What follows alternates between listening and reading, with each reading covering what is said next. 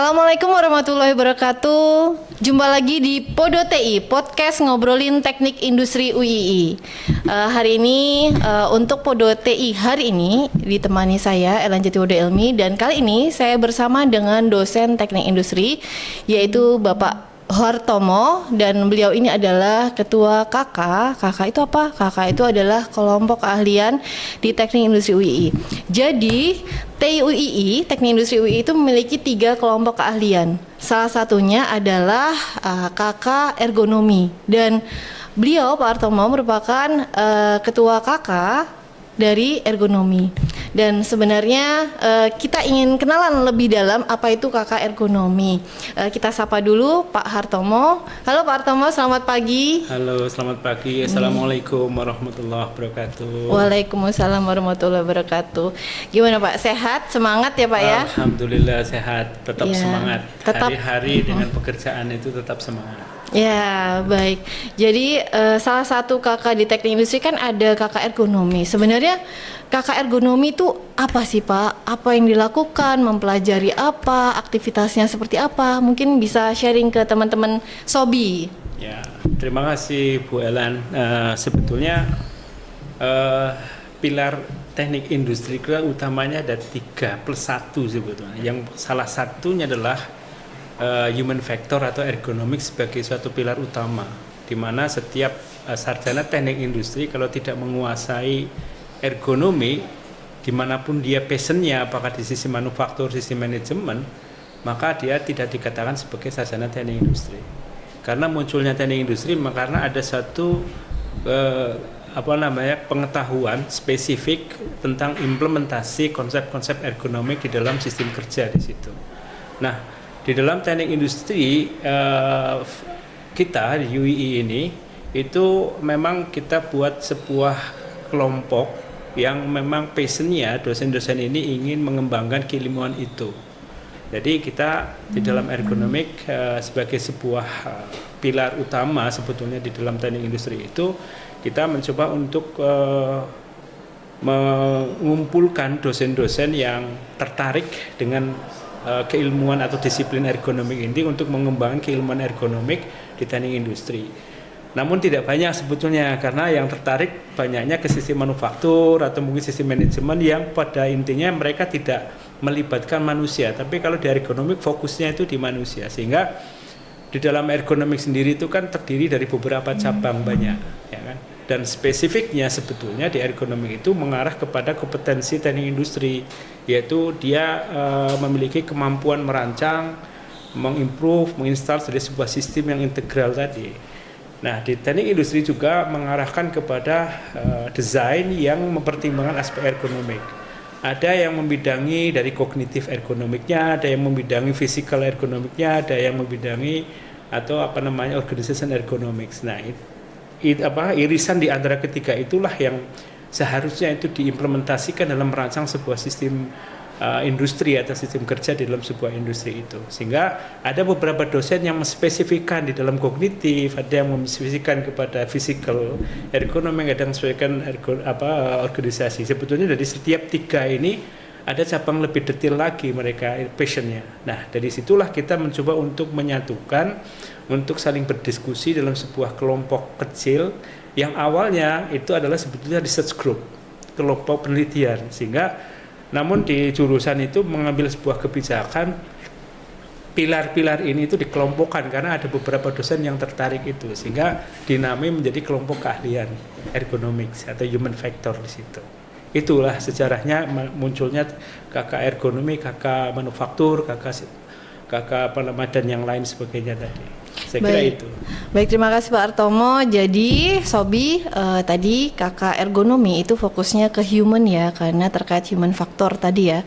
Dan dari human factor itu akan ada banyak anak pinak cucu cicit ya Pak ya, terkait keilmuan yang lebih detail dan bisa saling berkolaborasi multidisiplin. Dan sebenarnya kalau misalkan mau profesional di bidangnya ya pelajari bagian kecil-kecilnya, kira-kira seperti itu ya Pak Hartomo. Nah, kemudian kalau contoh-contohnya nih Pak, apa sih ergonomi kan? Oke, fokus ke human factor. Nah, kemudian di sekitar kita tuh ada nggak sih Pak ergonomi, penelitian terkait ergonomi itu contohnya apa, dan kira-kira fungsinya seperti apa? Ya, sebetulnya awalnya ergonomics itu dikenal di teknik industri namanya teknik tata cara kerja. Tapi dalam perkembangannya implementasi dari konsep ergonomik itu tidak hanya sekedar interaksi antara manusia dengan komputer, manusia dengan meja, kursi dan sebagainya. Dia meluas karena memang tadi ada skupnya, ada microergonomics dan macroergonomics. Nah, karena dia implementasinya atau aplikasinya itu luas, maka bukan hanya sekedar aspek yang mikro saja yang kita desain. Jadi fokusnya itu adalah sebetulnya kita mendesain dalam skup yang mikro dan juga pada skup yang makro. Contoh-contoh penelitian yang telah dilakukan dengan mikro itu contohnya adalah mendesain sebuah posisi pencahayaan yang ergonomis dan juga posisi kebisingan itu dari physical lingkungan fisik. Ada juga yang menggunakan instrumen-instrumen yang dihasilkan oleh jurusan lain, khususnya teknik elektro, seperti elektromyograf untuk mendesain sebuah alat supaya bisa meredam getaran ketika kita naik sepeda motor. Dan juga kita mendesain ruang kelas, menjadi kursi kuliah yang ergonomis yang bisa mengakomodir orang-orang yang kidal. Sementara ini kursi kuliah itu kan hanya untuk orang-orang yang bukan kidal. Tapi ketika kidal maka dia akan menggeserkan tubuhnya supaya bisa menggunakan meja itu. Nah, kita coba desain itu. Begitu juga untuk orang-orang disabel, kita mendesain sebuah kursi kursi untuk disable itu ya, yang inovatif tentunya. Dan ini semuanya adalah hasil penelitian mahasiswa kita semua, yang pada umumnya atau kebanyakan sudah dipublish di international conference yang tentunya yang terindeks Scopus. Nah, pada tataran yang kognitif itu juga ada desain berkaitan dengan menggunakan konsep UX design, berkaitan dengan website yang telah kita buat, dan itu juga sudah dipublish di ada yang di jurnal dan ada juga yang di proceeding internasional. Juga ada kita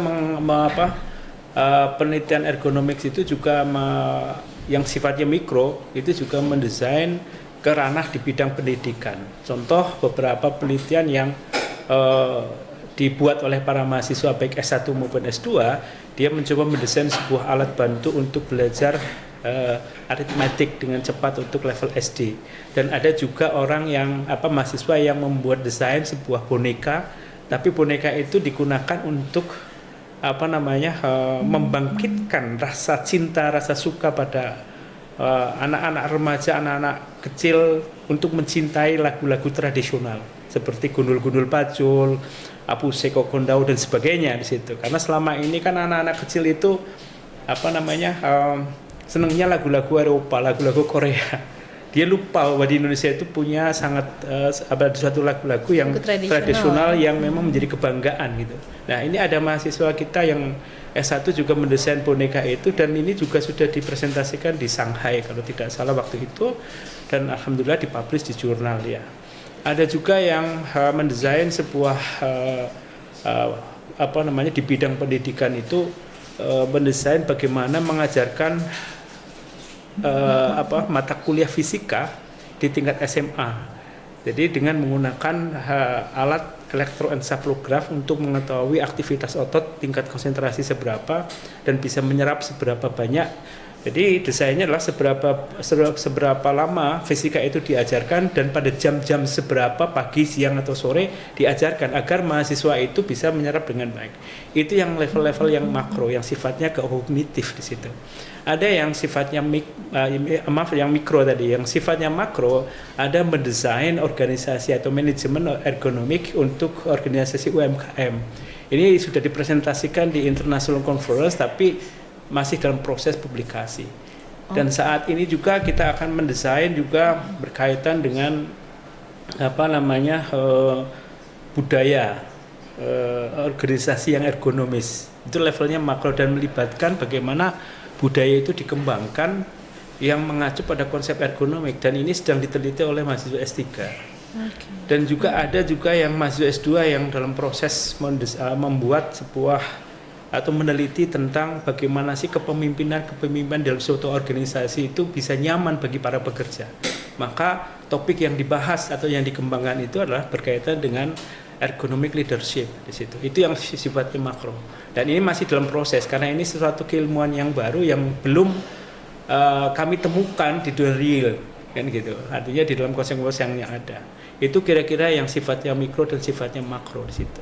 Baik, berarti Sobi dengan ergonomi ya, ketika kita sudah mempelajari dan mendalami bagaimana keilmuannya, tadi bisa menghasilkan perancangan fasilitas di sekitar kita. Tadi contohnya adalah kursi yang memang bisa digunakan oleh orang yang kidal seperti itu ya. Kemudian juga bisa terkait bagaimana tampilan di web. Istilahnya adalah user interface ya. User interface, user experience ya, metodenya UI UX misalkan.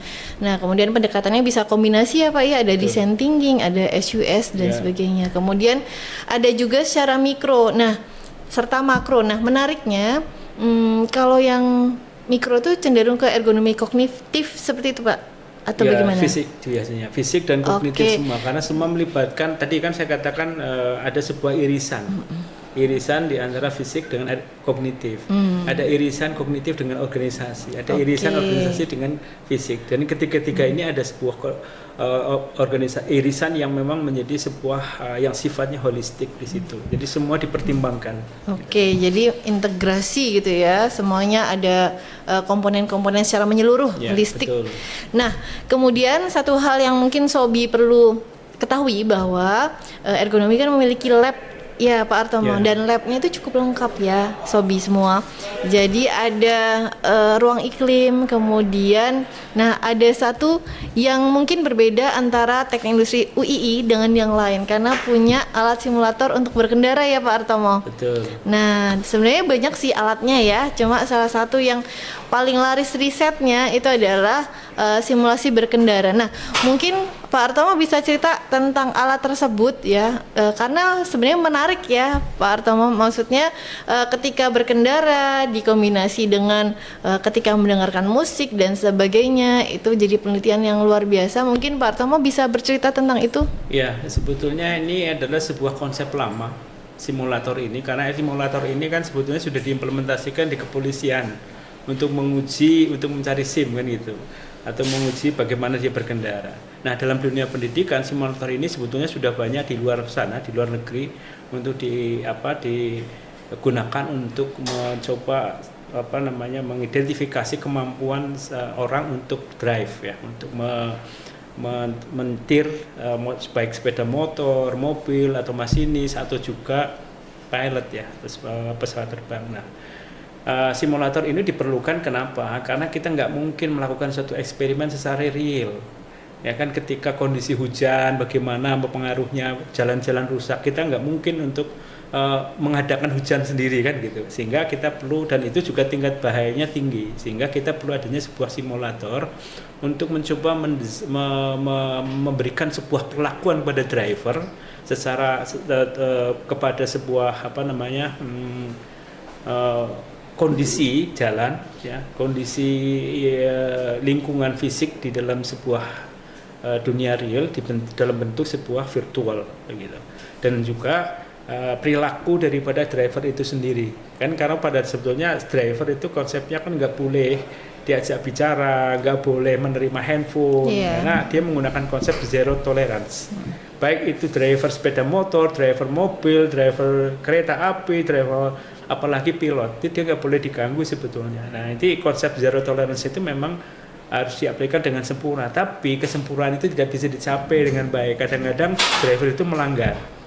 Nah, ini juga kita coba untuk memberikan perlakuan terhadap driver, baik itu ketika dia diajak bicara, ketika dia menggunakan handphone, ketika kondisi di dalam sebuah ruang driver itu mungkin secara fisik kurang bising, atau kemudian suhunya kurang bagus gitu kan, sehingga dia akan bagaimana perilaku dia, khususnya konsentrasi ketika dia drive, sehingga kita bisa perlu mengidentifikasi aktivitas otak di situ ya, dengan menggunakan sinyal elektroencephalograph gitu. Sehingga untuk mengukur tingkat konsentrasi apakah dia menurun ataukah dengan simulator itu adanya sebetulnya ada sebuah sebuah pilot study untuk menghasilkan sebuah penelitian yang ya, mendekati keakurasi pada fenomena yang ada. Saya kira itu. Oke, baik. Terima kasih Pak Artomo. Cukup menjelaskan dan menerangkan ya. Karena kita tidak mungkin mempraktekkan hal tersebut di real ya, karena lebih berisiko dan lebih mahal. Jadi kita dipermudah dengan adanya simulator. Nah, seperti itu. Nah, kemudian hal lain yang menarik itu tadi terkait makro, ya Pak ya. Nah, makro itu misalkan organisasi yang ergonomi dan sebagainya. Nah, mungkin bisa sharing Pak, organisasi yang ergonomis itu adalah organisasi yang seperti apa? Ya, sebetulnya kalau kita bicara organisasi itu kan dalam pikiran kita adalah bagaimana struktur itu dibangun. Di mana dalam sebuah struktur organisasi itu terdiri daripada orang-orang pada level top management sampai pada middle management dan juga pada tingkatan yang mungkin tidak rendah sekali tapi lowest management di situ. Nah, sebetulnya ketika kita merancang sebuah organisasi, bagaimana sih organisasi itu dibuat supaya tidak menghasilkan sebuah konflik di antara para pekerja. Kalau sudah menghasilkan konflik, berarti organisasi itu nggak nyaman. Nah, parameter utama di ergonomics itu kan kenyamanan, baik kenyamanan fisik maupun kenyamanan mental. Seringkali di dalam konflik itu terjadi antar para pekerja, jadi atau yang sering disebut dengan lingkungan kerja sosial, kan hubungan antar pekerja, dan juga beban kerja mental dan itu juga secara psikis juga menjadi sebuah perhatian utama atau lingkungan kerja psikis itu. Tapi sementara ini kan kita fokusnya pada fisik, dan fisik itulah yang kita sebut dengan mendesain sebuah organisasi yang ya, baik struktur, baik wewenang tanggung jawab, baik kebijakan, baik peran daripada kepemimpinan dan sebagainya, sehingga anggota di dalam sebuah organisasi itu akan nyaman dan dia akan bisa menikmati pekerjaan itu dan akan bisa sejahtera lah, bahagia, sehingga akan terhindar dari sebuah kecelakaan kerja, terhindar dari sebuah penyakit kerja yang kita sebut dengan K3 tadi, keselamatan dan kesehatan kerja, sehingga otomatis ujungnya adalah dia akan bisa lebih produktif dan bisa produktivitas yang telah ditentukan bisa tercapai. Saya kira itu. Ya, terima kasih Pak Artomo. Tadi sudah lengkap ya penjelasannya, apa itu ergonomi, contoh-contohnya, risetnya, kemudian ternyata sangat luas ya Pak ya, dan bisa dikembangkan, bisa berkolaborasi, dan kita bisa saling secara holistik saling bersinergi, kira-kira seperti itu ya Pak ya. Nah, begitu Sobi, kita sudah kenalan terkait KK Ergonomi bersama Bapak Hartomo selaku Ketua KK Ergonomi. Mungkin ada yang mau disampaikan ke Sobi, motivator atau bagaimana, motivasi belajar atau apa? Ya, Pak Hartomo?